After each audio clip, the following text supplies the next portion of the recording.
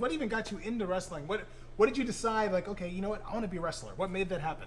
I used to watch wrestling every Saturday with my buddies, Yeah. and then after wrestling, we'd go out in the driveway or somebody's backyard and put each other in Boston crabs and clutches, have our own Royal Rumbles. And I wanted to be a wrestler at that time. You know, when I was 7 years old, 8 years old, 9, 10 years old, I was wrestling with my friends. We were watching like SummerSlam, Mania, Survivor Series, the Big Four, going over to each other's houses, watching it all the time.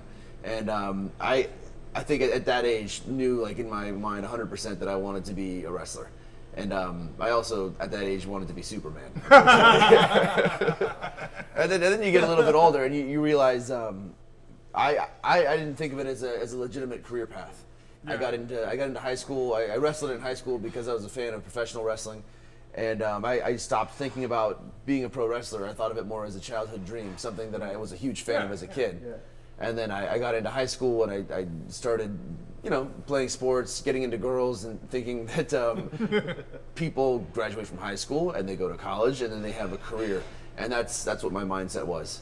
And then eventually, when I was in college, I'd been training for a career as a stunt guy, an action actor. That's what I wanted to do. And when I saw that show Tough Enough on MTV, it just kind of clicked for me. Everything, all of a sudden, I was like, oh, wait a minute. I've been training for this specifically. Right. All the performance, all the movement, the acting classes I've been taking, like the gymnastics, the martial arts, the jiu-jitsu, the boxing.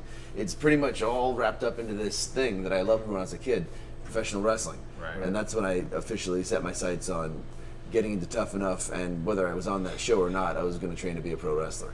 Well, you bring up a good point, because Tough Enough 3, that's the one you want, because you initially applied for Tough Enough 2 but didn't get in, right. And then you got into Tough Enough 3 and then went all the way and actually won.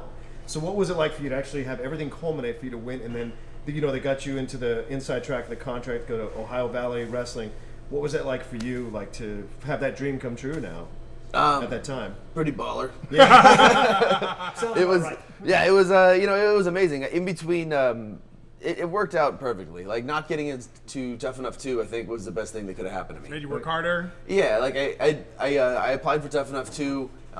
In between, I started training at a place in Sacramento called Supreme Pro Wrestling. Oh yeah. And I learned a lot about just like the business and the passion that those people had, like the Big Ugly, El Flaco Loco, Kryptonite, you know, right. Wicked, Jesus Cruz, all those guys in Sacramento that are like training, like to train there, you'd have to set up the ring every day and break the ring down every day. I read that. And they would do that, like and I would do it too. We'd show up, we'd set the ring up in this theater, the Colonial Theater in Sacramento. Right. We'd set the ring up. It took an hour. We'd practice for 2 hours. We'd take the ring down and put it back behind the theater and store it.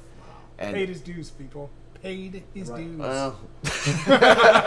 Rented his dues. Rented his dues. Paid dues for a little bit, but it definitely doing that, having that experience, I think, let me get an inside look at like how passionate these people are, who are independent wrestlers, who are wrestling fans, right. And the type of lives that people like Edgy said you had on the show before. Yeah. Like what he had to go through, and Christian and a lot of the guys